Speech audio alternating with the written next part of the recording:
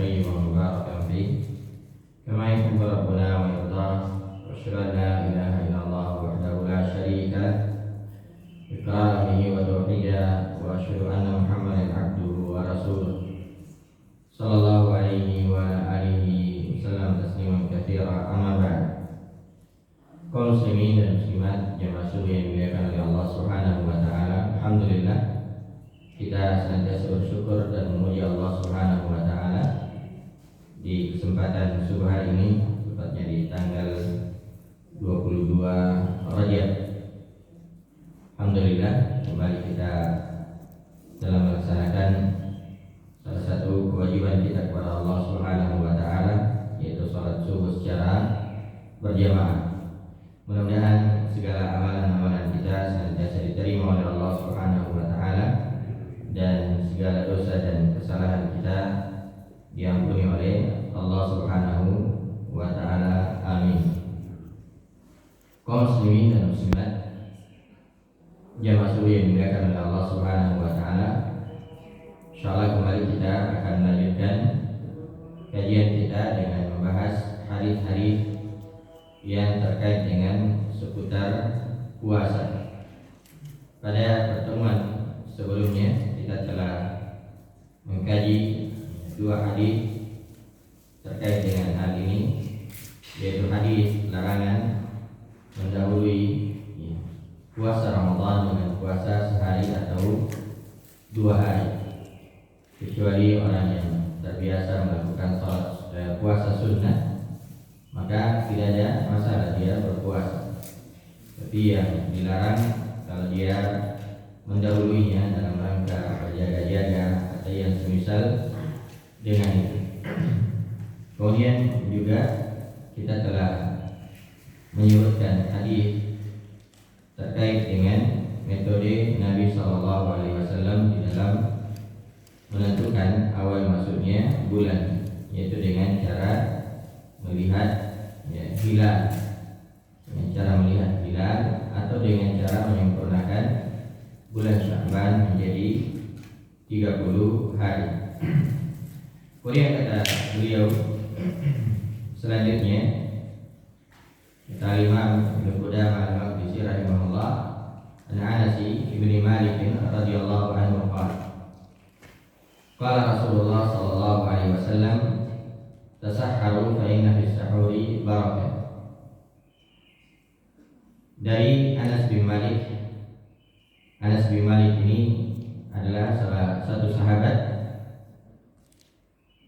yang bernama Anas bin Malik bin Nadar al-Ansari al-Khazraji. Beliau dari kalangan Ansar, dari suku Khazraj. Dan ketika Nabi SAW tiba di Madinah, Anas bin Malik itu dibawa oleh ibunya yang bernama Ummu Sulaim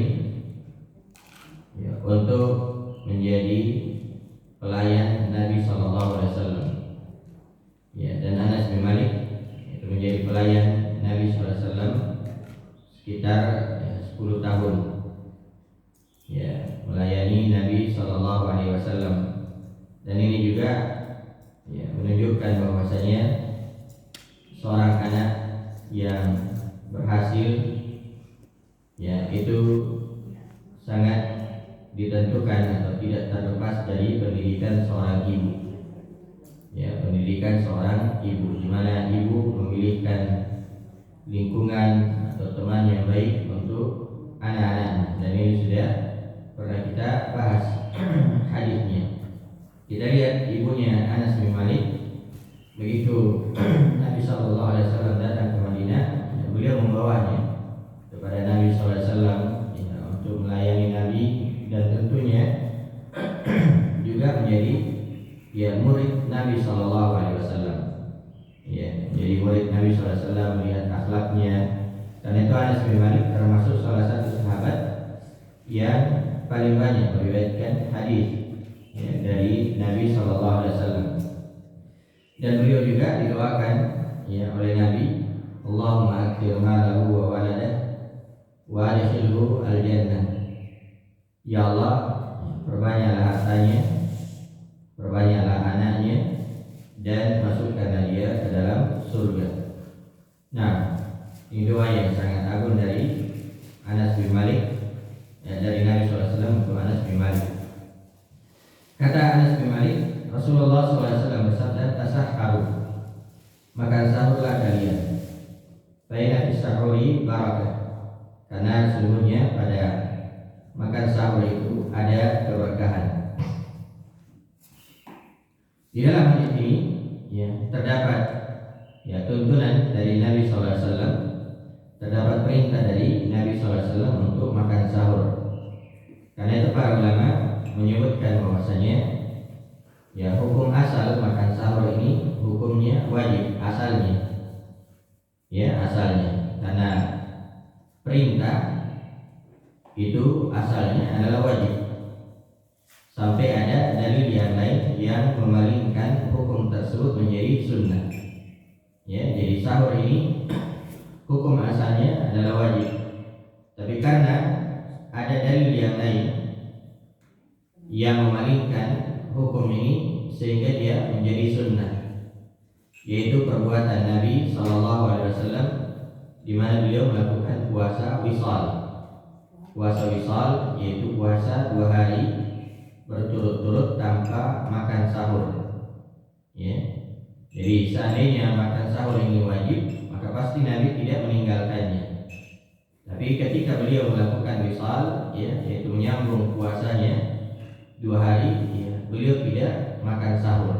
Nah, menunjukkan bahwasanya makan sahur ini, yang tadinya hukumnya wajib berubah menjadi sunnah, berubah menjadi sunnah. Karena itu disebutkan oleh para ulama seperti Al-Imam Ibnu Munzir, kata beliau, ajma'u ala anna sahur mandubun ilaihi mustahab. Sepakat para ulama bahwasanya makan sahur itu hukumnya sunnah. Wala ithma ala man tarakahu, tidak ada dosa bagi orang yang meninggalkannya. Jadi orang yang meninggalkan makan sahur, kalau dia mau puasa, maka tidak ada dosa baginya. Tidak ada dosa baginya. Hanya saja kalau dia meninggalkan, tentunya dia hilang kebaikan-kebaikan. Sebab sebagaimana yang disebutkan di dalam hadis, makan sahurlah kalian, karena makan sahur itu adalah keberkahan. Dan yang dimaksud dengan keberkahan, berkah, itu adalah subutul khair wa dawam.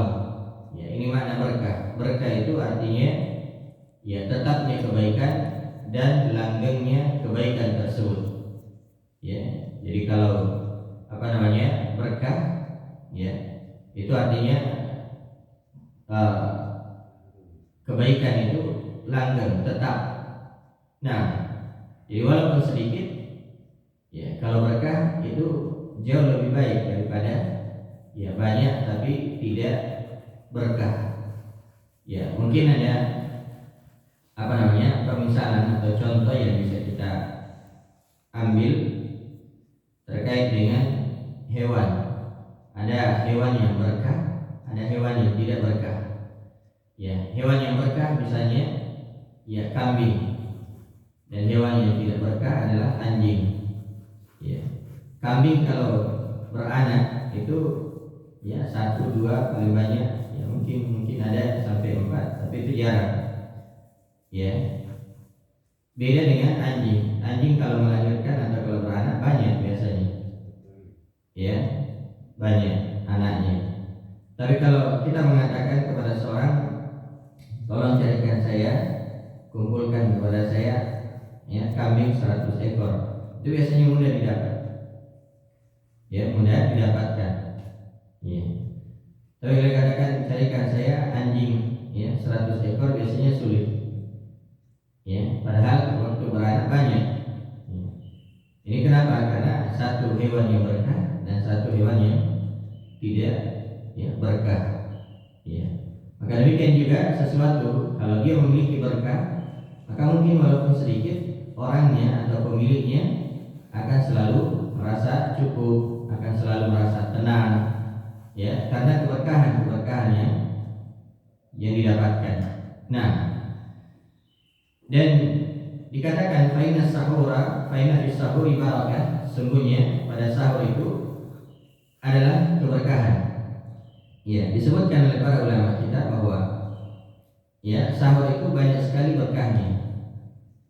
Ya, di antaranya sebagaimana disebutkan oleh Imam Ibnu Daqiq al-Eid, kata beliau, wa hadhihi barakah yajuzu an ta'uda ila al-umuri ukhrawiyah. Ya, keberkahan pada makan sahur itu bisa terkait dengan akhirat. Ya, terkait dengan akhirat. Kenapa? Fa inna iqamatas sunnati tujibul ajr wa ziyadah. Karena apabila seorang menegakkan sunnah, maka dia akan mendapatkan pahala. Ya, jadi ini salah satu keberkahan makan sahur. Artinya kalau dia makan sahur, dia mengikuti sunnah Nabi SAW. Dan kalau dia mengikuti sunnah Nabi, maka dia akan mendapatkan pahala. Ya, dia akan mendapatkan pahala. Maka ini diantara keberkahan makan sahur. Dia akan mendapatkan pahala yang besar di sisi Allah Subhanahu wa Ta'ala. Nah, kemudian yang kedua, kata beliau, wa yahtamilu an ta'uda ila al-umuri dunyawiyah. Keberkahan ini juga bisa kembali pada perkara dunia. Ya. Apa itu? Liquwatil badani ala shaum, yaitu kuatnya badan dalam menjalankan puasa.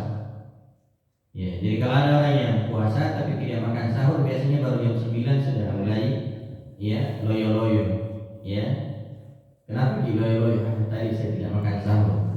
Nah, ini ya menunjukkan bahwasanya makan sahur itu berkahnya sangat besar, ya, membuat orang bersemangat untuk ya menjalankan ibadah puasa.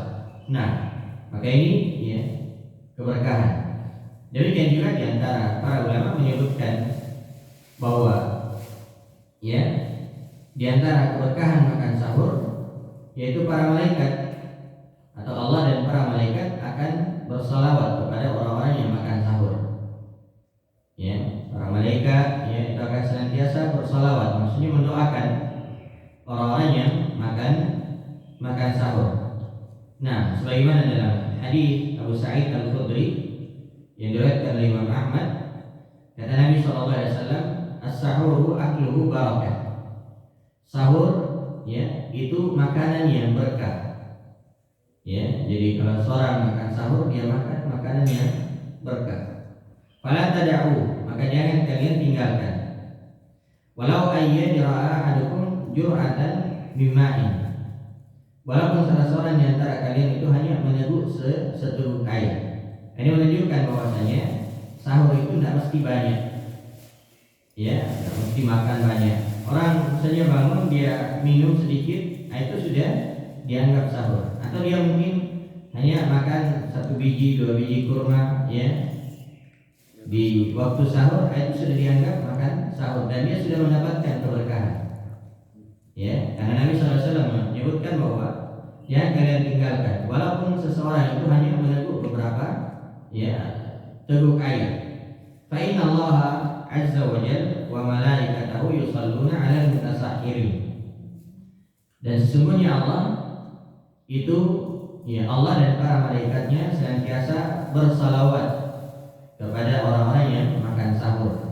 Ya, maksudnya Allah bersalawat, Allah memuji mereka. Allah menyanjung mereka, ya. Para malaikat bersalawat, maksudnya para malaikat itu ya mendoakan mereka, memohonkan ampun kepada mereka. Dan ini keberkahannya yang sangat luar biasa. Nah, kemudian di antara keberkahan makan sahur bahwa waktu sahur adalah waktu yang mustajabah. Ya, waktu yang mustajabah, waktu yang sangat memungkinkan untuk ya dikabulkan doa-doa kita. Nah, karena itu disebutkan di antara ya ciri penduduk surga ya atau sifat penduduk surga adalah kanu qalilan minal laili ma yahja'un wa bil ashari hum yastaghfirun. Mereka ya, sedikit tidurnya di malam hari dan di waktu sahur mereka beristighfar. Ya, jadi kalau seorang makan sahur atau bangun ya makan sahur, maka ya hendaknya jangan cuma sekedar makan sahur saja. Walaupun itu sudah baik kalau dia mau berpuasa, tapi juga di waktu tersebut hendaknya kita banyak beristighfar, ya, memohon ampun kepada Allah Subhanahu wa taala.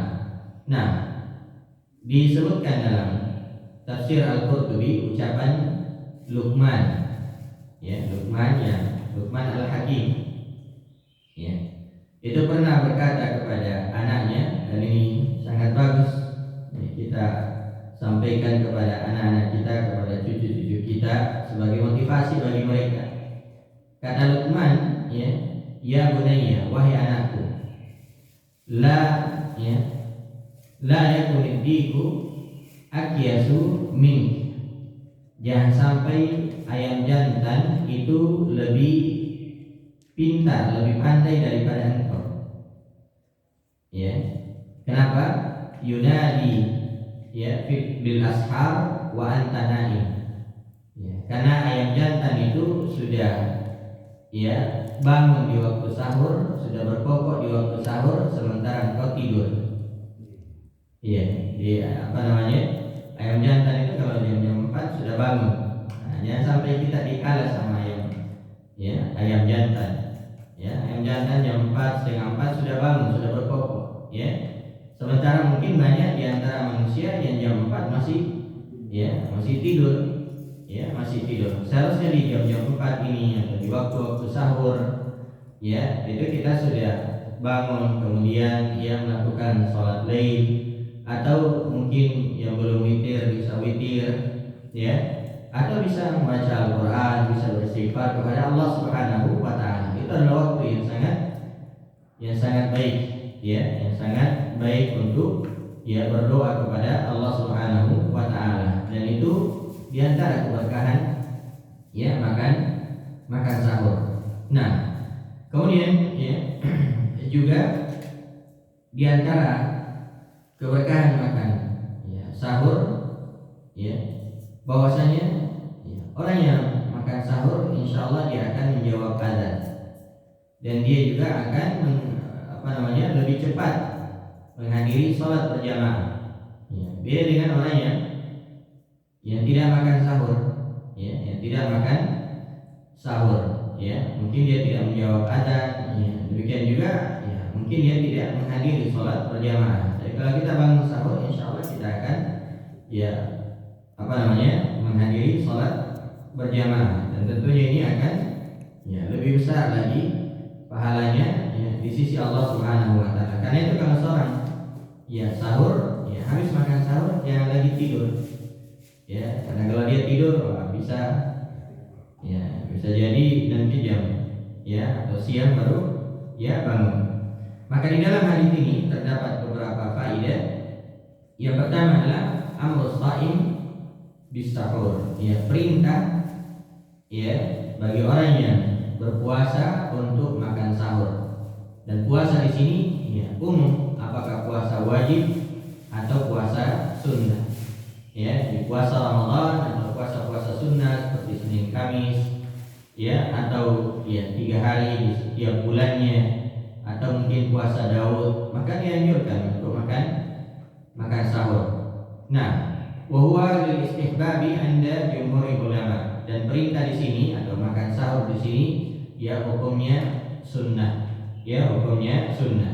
Nah, kemudian yang kedua dari faedah hadis, anna fis sahuri barakah. Diniyah wa dunyawiyah. Bahwasanya di dalam makan sahur itu ada keberkahan dunia dan keberkahan akhirat. Keberkahan dunia, orang bisa bersemangat berpuasa. Keberkahan akhirat, atau terkait dengan agama, dia akan mendapatkan pahala. Dia akan mendapatkan pahala tatkala dia makan sahur. Kemudian yang berikutnya, anna sahur la yahtassu binawin atau la yuhtassu binawin min at-ta'am. Bahwasanya pada makan sahur itu tidak dikhususkan dengan satu jenis makanan saja. Artinya seorang ketika dia makan sahur boleh dia konsumsi apa saja yang dia konsumsi, maka itu sudah dianggap dia makan sahur. Ya, walaupun ya makan sahur yang paling baik itu adalah dengan kurma.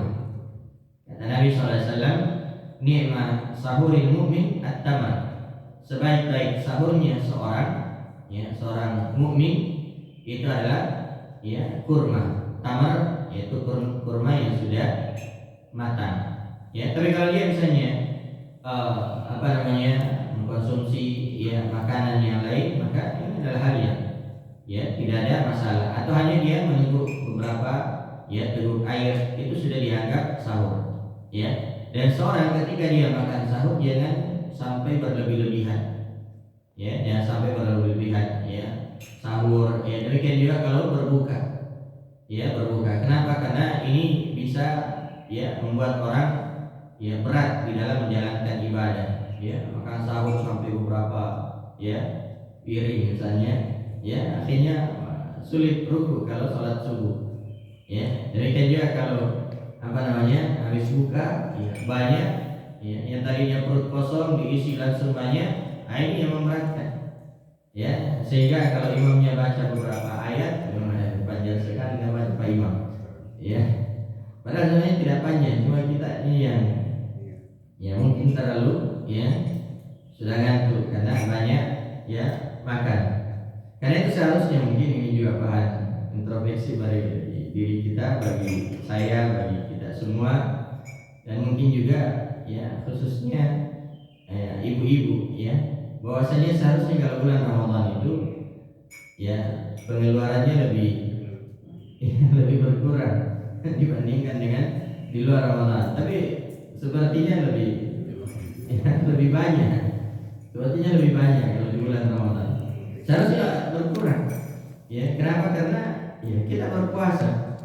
Kita berpuasa. Nah, karena itu mungkin ada juga orang yang berpuasa, cuma pola makannya yang berubah. Ya, mungkin hanya pola makannya yang berubah. Mungkin cuma sahur dengan buka, tapi mungkin makannya bisa jadi lebih banyak. Padahal puasa ini melatih kita untuk lebih sederhana, lebih zuhud terhadap dunia, lebih tidak terlalu memprioritaskan perkara dunia, tapi kita menuju negeri akhirat kepada Allah Subhanahu wa taala.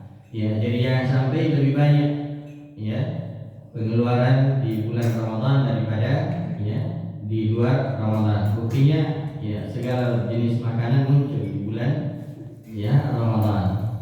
Segala jenis palu ada semua. Hanya palu ada semua, palu utuhnya, palu marahnya, palu pokoknya semuanya muncul. Nah, walaupun itu hal yang tidak dilarang, itu adalah hal yang tidak dilarang, cuma kita mungkin harus lebih zuhud. Nah, kemudian yang berikutnya dari faedah hadis ini bahwasanya kamal syariat Islamiyah fi mura'atil adil. Sempurnanya syariat Islam dalam menjaga keadilan. Artinya bahwa kita ini di dalam diri kita itu kita juga harus berbuat adil.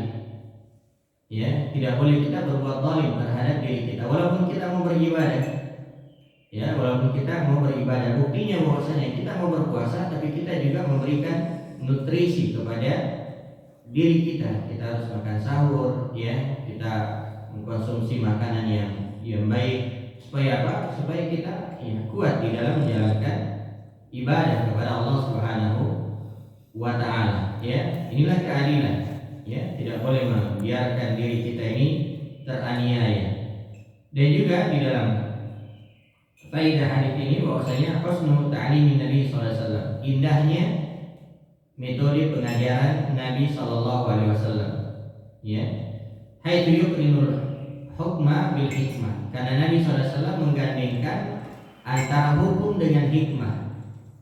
Jadi Nabi sallallahu alaihi wasallam menggandengkan di dalam hadis ini antara hukum dengan hikmah, yaitu pertama hukum makan sahur dan yang kedua hikmah makan sahur.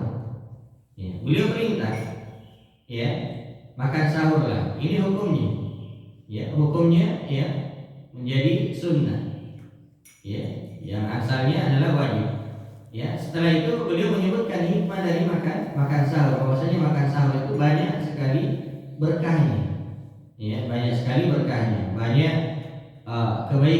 kebaikannya. Nah, ya. Demikian juga ada sebagian ulama menyebutkan, atau diantara ulama ada yang menyebutkan bahwasanya diantara hikmah makan sahur atau keberkahan makan sahur, bahwa ini adalah pembeda antara puasa kita dengan puasanya ahlul kitab. Ya, karena mereka kalau mereka mau puasa itu tidak makan sahur. Ya, tidak makan sahur. Kata Nabi SAW, ya, faslu ma baina siyamina wa siyami ahlul kitab akalatu as-sahar. Ya, perbedaan antara puasa kami dengan puasa mereka ahlul kitab yaitu makan sahur. Ya, karena itu Al-Imam Al-Qurtubi rahimahullah ta'ala di dalam menjelaskan hadis ini, kata beliau bahwasanya yadullu ala anna sahur min khasa'isi hadhihi ummah. Hadis ini menunjukkan bahwasanya makan sahur itu adalah kekhususan umat ini. Ya, kekhususan umat ini, karena umat ini punya kekhususan yang tidak dimiliki oleh umat yang lain sebelum kita. Ya, di antara kekhususan umat ini adalah salah satunya makan sahur. Ya, itu pembeda antara puasa kita dengan puasa mereka ahlul kitab. Nah, maka ini ya beberapa faedah yang bisa dipetik di dalam hadis ini, bahwasanya kita sangat dianjurkan untuk makan sahur ya apabila mau menjalankan ibadah puasa. Nah, kemudian hadis berikutnya kata penulis Al-Imam Abdul Ghani Al-Maqdisi rahimahullah, an Anas bin Malik an Zaid bin Thabit radhiyallahu anhu qala tasahharna ma Rasulillah sallallahu alaihi wasallam thumma qama ila shalah. Qala Anas qultu li Zaid kam kana baina al-adhani was sahur? Qala qadra 50 ayat. Dari Anas bin Malik dari Zaid bin Thabit radhiyallahu anhu, beliau berkata, kami makan sahur bersama Nabi sallallahu alaihi wasallam. Ya, dan ini menunjukkan bahwa ya dianjurkan untuk makan sahur bersama. Ya, makan sahur bersama. Ya, mungkin bersama keluarga, ya, atau mungkin ya kalau di masjid ya kita sahur bersama dengan ya jamaah mungkin. Ya, seperti kalau ada yang i'tikaf di masjid, maka dianjurkan untuk makan sahur bersama. Nah, jadi kata Zaid bin Thabit, kami makan sahur bersama Nabi sallallahu alaihi wasallam. Kemudian beliau berdiri untuk sholat. Ya, menunjukkan bahwasanya jarak antara sahur dengan waktu sholat subuh itu sangat dekat.